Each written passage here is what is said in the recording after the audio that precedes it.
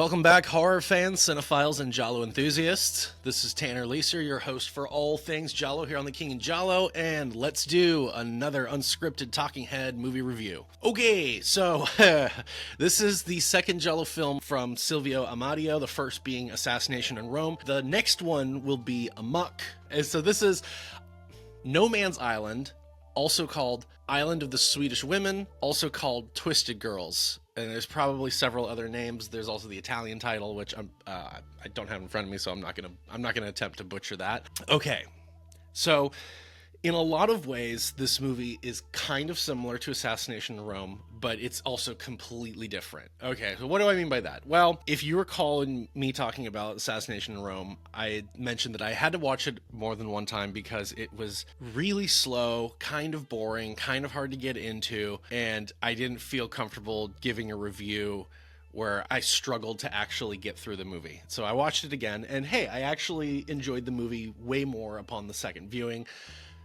Things kind of start clicking more, start falling into place, and that's all my fault, because the first time it was just like looking at my phone or just like, oh my god. Okay, but this movie, I found this movie online on a website that I had to pay a subscription to, and as I'm watching it, it's got a channel logo in the bottom of the screen, and I'm like, what is that? And I looked it up, and it's like free Italian television, or it was like it's a channel in Italy that plays movies. And the fact that I'm paying a subscription to watch someone's recording from an Italian television, I'm like, this website doesn't own this copyright. So I screen record all of these movies so I can show you clips of the movie when I'm talking about it. But I was like, I think I'm gonna try to upload this to YouTube, not monetize it. I don't really feel right about monetizing off of uploading a movie. Also, if you say you want to monetize it, you get under like a much harsher scrutiny. YouTube is really looking at you.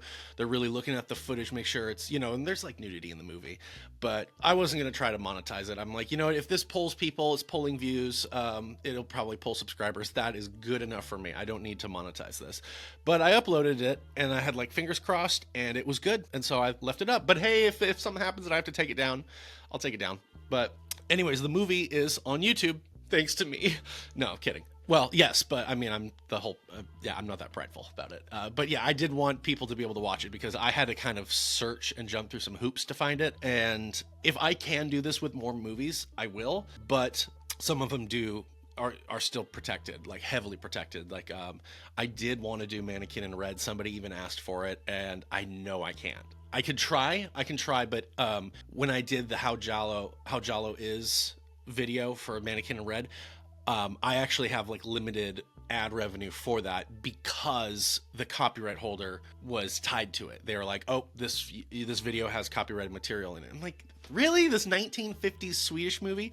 Oh yeah, the Hillman mystery series, they are still totally, held by copyright. There's a lot of other ones I could try. The thing is, it's just some people have already uploaded a few of these movies to YouTube. So I think The Man with Icy Eyes, I think I did find that on YouTube. If not, I could upload it. Assassination in Rome, I think that was on YouTube. If not, I could upload it. I'll see what I can do, because there's a few of these movies that I've done in these talking head movie reviews that I've found online, not on YouTube, and so it would be nice to just have them conveniently here. I mean, that makes sense for my channel if I also upload YouTube movies if I can. But the thing is you never know if someone's going to try and take it down. Literally, I have the group of people who don't like me, and they could flag the video, and that would be it. It's funny because it's like you're really just hurting other fans who are trying to watch this movie. So think about that. Those Discord people that think they're the gatekeepers of the genre. It's just like, you guys are just being dicks to other Giallo fans. Anyway, so this movie, okay, Isle of Swedish Women, No Man's Island, Twisted Girls. I'm going to talk about the plot a little bit. I don't want to talk too much. I probably am going to spoil it only because, quite frankly, not a lot happens in this movie. It's like an hour and 18 minutes. And the first time I watched it, I watched it, and I'm like, holy shit, the pacing is really bad. And also, it's just nothing really is happening. And it's funny because, like, I own a lot of foreign films. I've seen a lot of foreign films, a lot of art house films, and it's not like I need it to be super fast, jangling keys in front of me, like, ooh, distracting me. But this movie was just a lot, like, if the plot is not propelling forward, you still need to have characterization. You still need to have milieu. You need something that's growing, that's building upon what you are experiencing.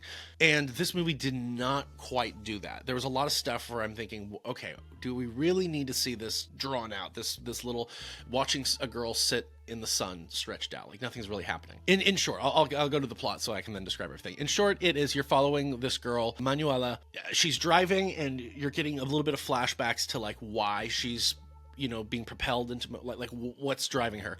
Well, she has an abusive. Well, he's not really abusive. I don't know. He's manipulative. He's controlling, this boyfriend. And there is actually a really cool shot where she's at a stoplight, and she's looking at like the red. It's like a really close up on the light itself, like the red light, and then it goes out, and then we're seeing a red light again, and it's actually then a flashback to them in this room with like just red kind of going on and off, and he's just really controlling, and she's trying to get away from him, and then it cuts to her like packing clothes and leaving him, and she's trying to just get away, and she's trying to get away from him and just leave town. She can just avoid any reprisals or whatever. And she gets on one of those little one of those ferries where you can put your car on it, goes across the water, and she meets her friend, who is Eleonora. I'm just gonna say Eleonora. She sees her friend Eleonora, who is like a slightly older woman. I don't know about like older, but there's definitely an age gap between these two women, but not a super duper noticeable one. They see each other. She goes, hangs out with her friend, and she's going to stay on her friend's island. And so, real quick, this island that she goes to, the private island that Eleonora lives on, or Eleanor, I'll just say Eleanor, that Eleanor lives on is supposed to be, there's no men on the island. I mean, this movie does look fairly rushed. It also looks like it was shot without the script being finished. There's just so many. I will say this, the movie's an hour and 18 minutes. And like I said, especially in the first two acts, it really feels like they struggled to meet that running time. Like, hey, if we don't have enough material, then we can't really sell this as a movie. But oh my God, it really does feel like they're like stretching it out, and like they're filming the girls, and the director's just keep it going. So the two girls are there on the island. The one girl, Manuela, is trying to get away from her boyfriend Maurizio, and the two women are basically, they're just hanging out. They're hanging out. They're drinking.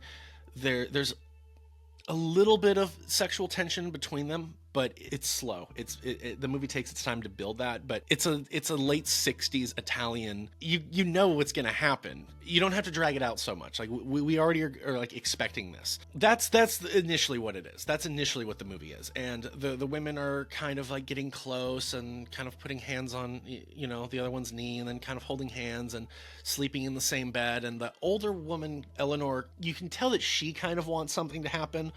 The younger one, Manuela, she's very flirtatious. It's almost kind of like a Lolita thing in terms of like, she's just really flirtatious, but I don't know how much of this she actually wants in terms of something to happen between the two of them. But there's a part where Eleanor like is awake in bed as Manuela is lying in bed, with her, and she's kind of like tossing and turning and like putting an arm on her, and you could tell Eleanor is just kind of like,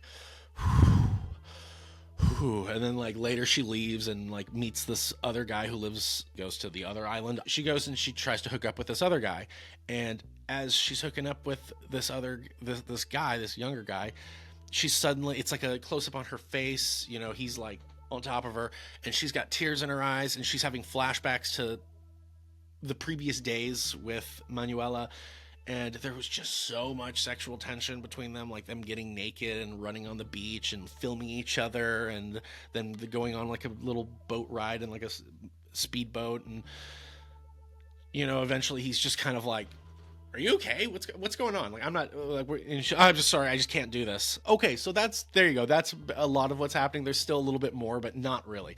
Anyways, okay, so let me talk about this in terms of Assassination in Rome, because the movies are, like I said, they're fairly similar in terms of, I don't even want to call them slow burns, because a slow burn insinuates that by the end it's like, oh, it's red hot.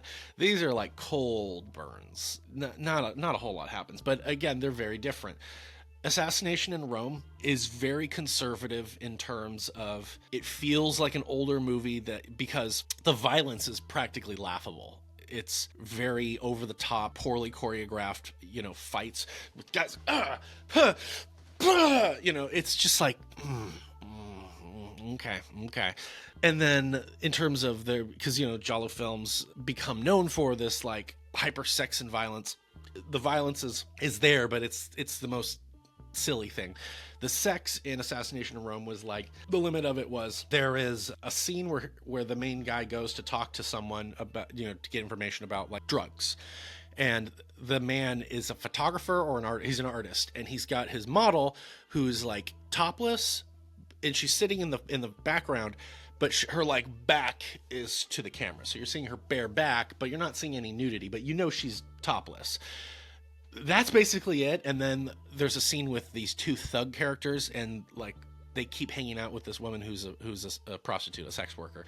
Like that's it. That's really it. And other than that, it's very kind of mundane. The movie feels older than it is, but it's a Euro spy, a little bit of a noir, a little bit of a crimi Giallo hybrid. I mean, again, initially, if I never saw that movie, Assassination in Rome, in a list of Giallo films, if I was to watch that in terms of me just going through older European films, I probably wouldn't classify it as a Giallo. I'm not saying that it's not, but I probably wouldn't instinctively go, oh wow. But I mean, it's funny because I keep seeing it as 1965, but then Troy Howarth has it as 1964, which is the year after The Girl Who Knew Too Much. And this is like the third Giallo film. The one before it being 24 Hours of Terror, I think is what it's called. But anyways, then we go to the 1969 proto-Giallo movie, No Man's Island. And so I will say this, again, similarities. These are both 1960s proto-Giallo films, which are playing with the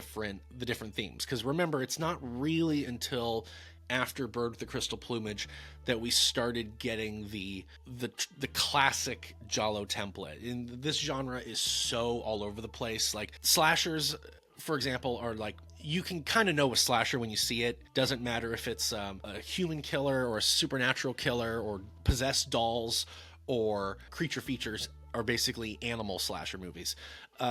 You can kind of, at the end of the day, it still kind of all feels the same. Giallo movies, there's some that can be right on the fringe that have nothing to do with the classic template. Like The Possessed is a really good example, but again, it's also 1960s. And so when you get to anything before Bird of the Crystal Plumage, even just 1970, there's a lot of stuff that is so fringe, but still it all kind of falls under that umbrella of the genre, because at the end of the day, the genre is not about whodunit, black gloved killers stalking people. It's at the end of the day, what a Giallo is it's a crime movie. It's a mystery movie.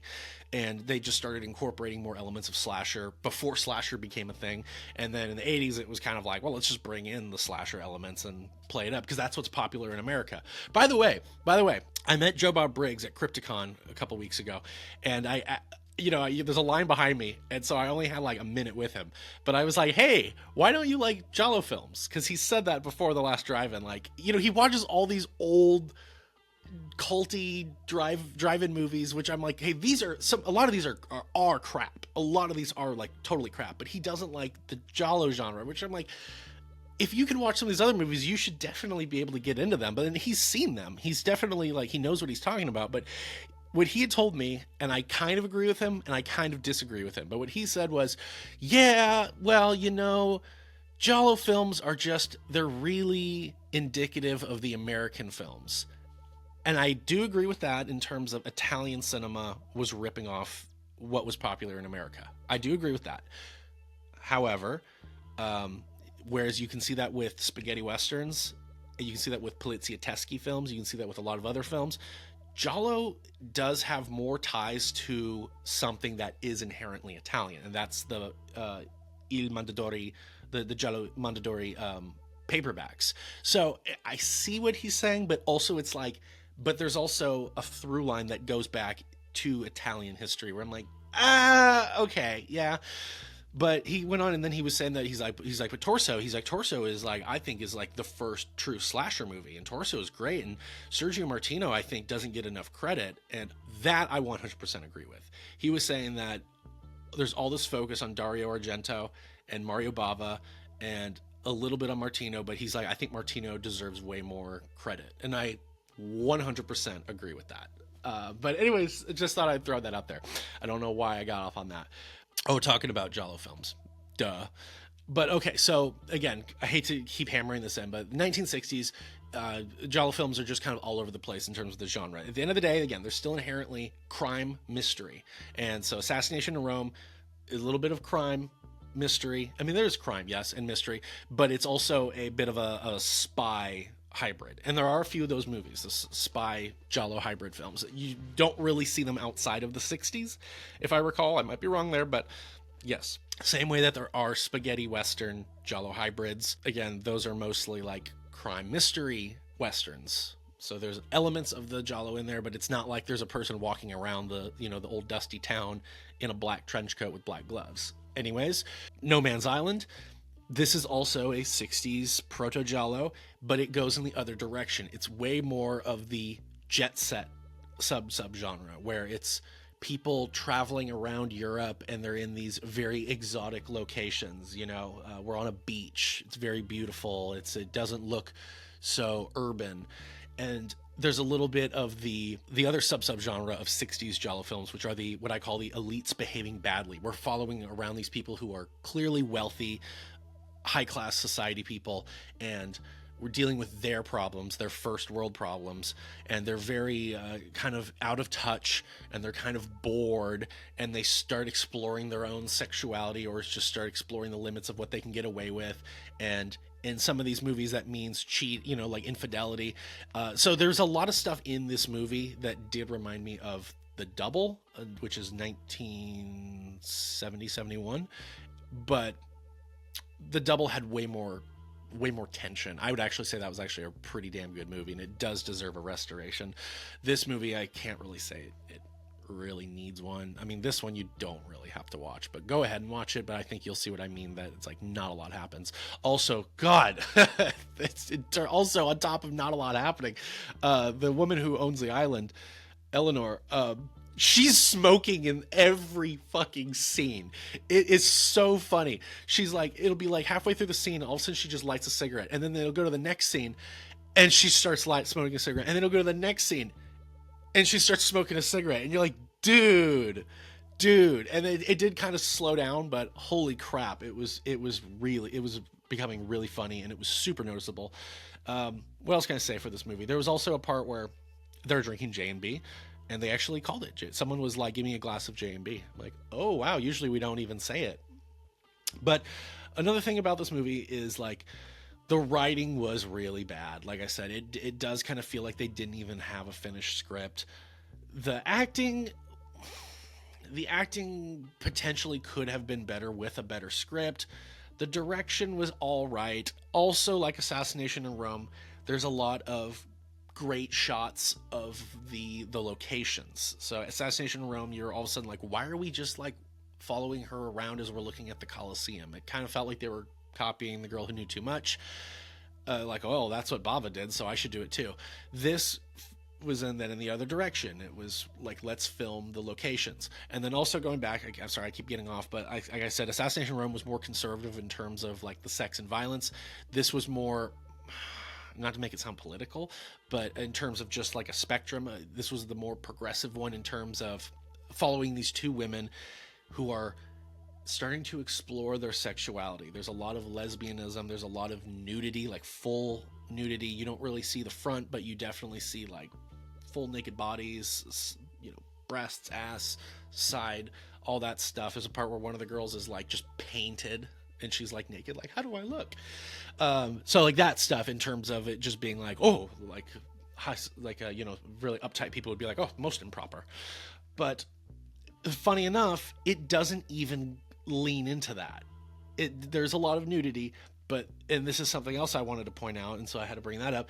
The editing is so odd and so choppy, where at the height of tension in a scene, whether it's violent tension or it's sexual tension, it'll just hard cut to the next scene. And so there is, for example, a lot of the posters and production stills or whatever you might have seen from this movie has a woman holding a rifle. Again, kind of similar to The Double, kind of similar to Top Sensation, aka The Seducers. someone's shooting at animals with a rifle. So at one point the older lady leaves, and then she comes back, and Manuela is just like shooting at a seagull, and it's like, what are you doing? Oh, good thing you didn't hit it. And there's a really like odd line about like all life is precious or something. And you're like, okay, movie, trying to be deep all of a sudden. But later, Eleanor is like jealous. She pulls a rifle out and starts aiming it at Manuela. And Manuela's kind of like, oh, ha, ha, ha, ha. And she's like, what are you doing? No, stop. And it's like, we're going into the crosshairs as it's following her. And you're seeing her face and she's all terrified. And then it just cuts. And it's like the girls are then like going out shopping or something. And you're like, what? So did that happen or not? And then there will be scenes where the women are in bed and they're getting really touchy, really, really touchy, and then it'll cut. And you're like, okay, so did they do something or not? Like, it's kind of like the movie will flirt with what's going on, but it doesn't really have the balls to go through with it. I don't know. Also, I know censors were kind of a big pain in the ass, but it kind of begged the question. It's like, why are you going to play around with these themes if you're not going to actually like do it? And as the movie goes on, Maurizio shows up and he's basically saying that like, you're coming back with me. And she's like, no. And he's like, well, you're in love with me and I'm in love with you, and you're not gonna just walk out on me. And great guy. And so he's having to deal with his lover is kind of getting influenced by, again, this older woman, and they're kind of starting to exhibit a lesbian relationship, and they're trying to keep that on the down low, but he sees it. And then there's like this really weird scene where they go to a party, and this is the second of two scenes that I recall. There's two scenes that are shot day for night, and it is just the worst because it's clearly daylight. It's clearly daylight out. Like, even with the day for night, you can tell that there's still blue in the sky, and you can tell that the sun is still shining and things are still being lit up by the sun. And then they go to this party, and it's shot at day for night, and people are running around with torches, and it's like everything is so well lit. You can tell. And oh my God, day for night is some of the worst stuff. It's just like, I get it. You couldn't afford lights to actually illuminate this, but maybe just cut out the whole part where it's supposed to be nighttime, because you're not convincing anybody. All you're doing is it makes it look like you put like a shaded lens over the camera, because we can tell it's still daytime. But anyways, all these people are running around trying to chase each other, and Manuela like starts ripping her clothes off as she's running away, and then she runs up to Eleanor, and Maurizio finds her, and the two women are hugging, and they're getting really close, and he's just like all upset. And the guy who Eleanor had like come down to like hook up with, he's like, oh, I guess we kind of caught them at like a bad time. Hey, we should probably get out of here and like leave them alone. He's just like, shut up. And he's like, oh, come on, let's go. So the guys leave, and then the girls are like looking at each other, and then it hard cuts, and you're like, dude, like, it's not even that I want to, it's not like I'm sitting there like, yeah, I want to see that hot action. It's just like, are you telling a story or not? So it's frustrating. The editing is just like, let's just cut at the height of every moment, and not show you any payoff, or not show you how that scene ended. It's really what it felt like. And like I said, I'm not the type of person who's like, oh, I need to see that because that's why I'm watching this movie. But in terms of telling the story, it felt like, okay, well, now do you really want me to just piece everything together myself? Like, fine, okay. But by the end of the movie, so this is, again, like, we'll just go into spoilers. Maurizio's trying to take Manuela away, and Eleanor is like, I won't let you do that. And she gets her gun, and she starts shooting at Maurizio.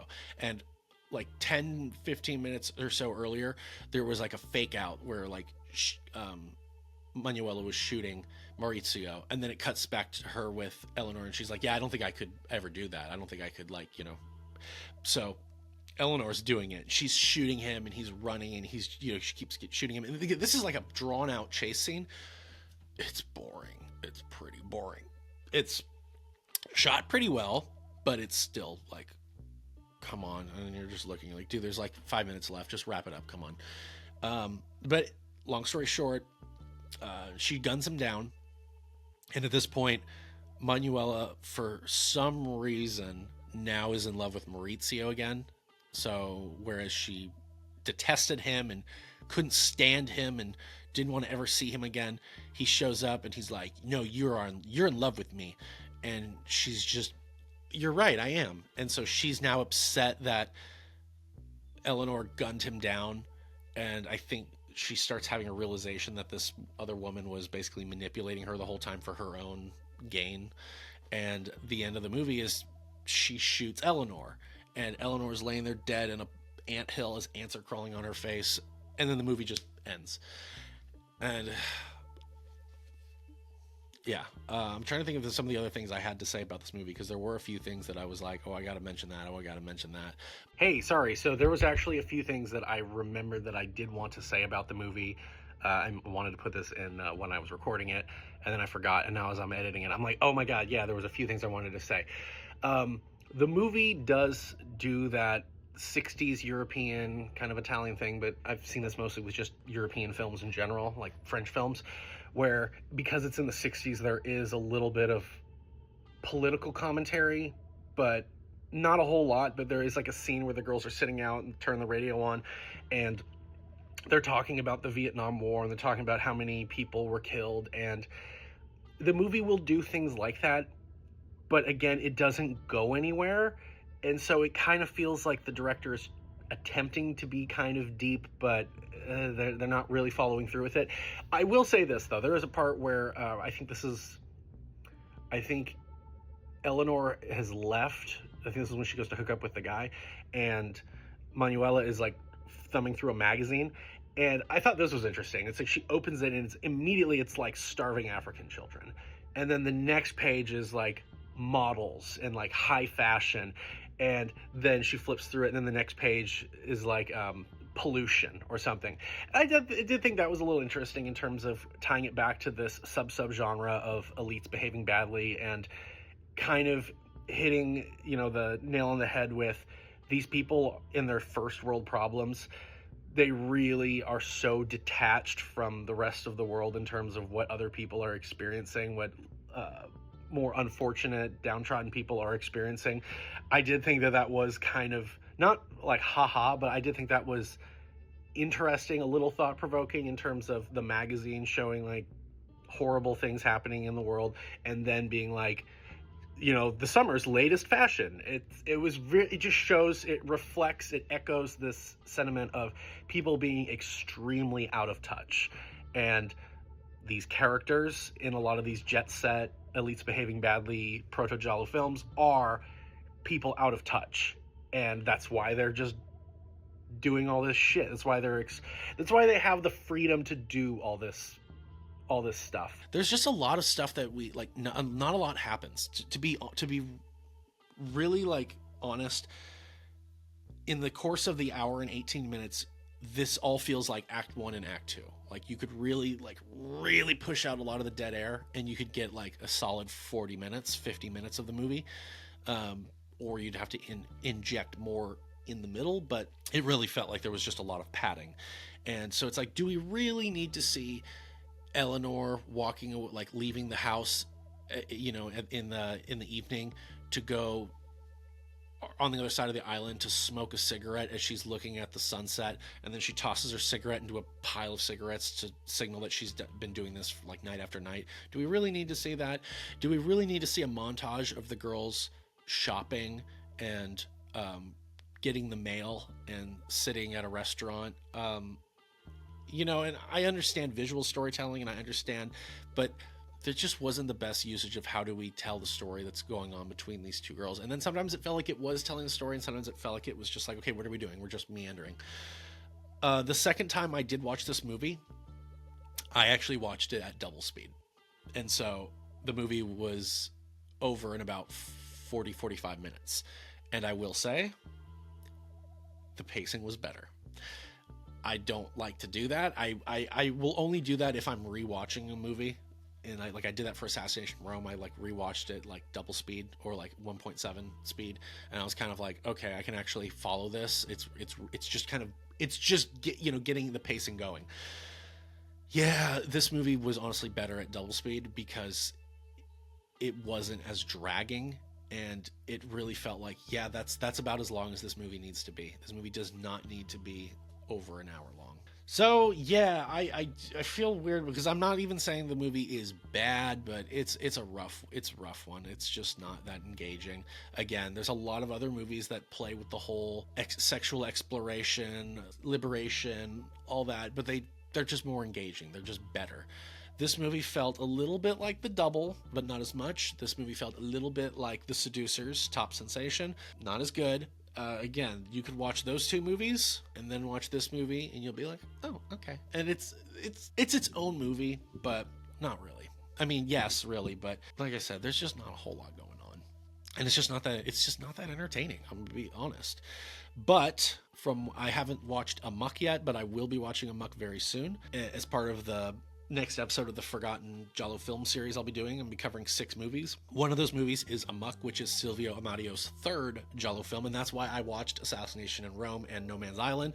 Or that's why at least I kind of was like, I should watch those right now so I can kind of see the evolution of his Giallo films. And from what I understand, that movie is way more like 1970s Giallo. I haven't seen it yet, so I can't really speak on that, but I will bring up my comparisons with the other previous films. And then Smile Before Death, again, I don't know a whole lot about that movie. I own it, but I'll be checking that out. That movie will be getting a Jolly Tally. And yeah, so I ask, have you seen No Man's Island? If not, it's on YouTube. You can watch it on my channel. Unless something happens and I get told to take it down, which hopefully not. But again, like I said, I'm not even monetizing it. It's literally there for people to watch it because it's hard to find. But have you seen it? What are your thoughts on the movie? I mean, have you heard of it before? Have you seen?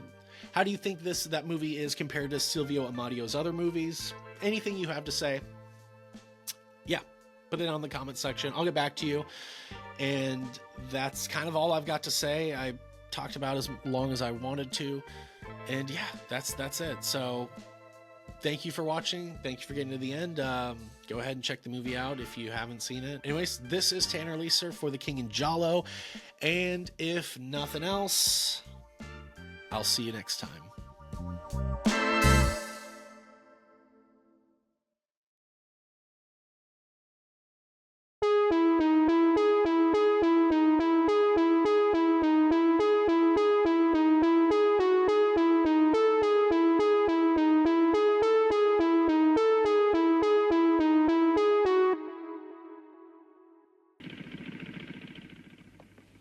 Qualcosa che non va, signorina? No, non tema, non sono fuggita dal manicomio.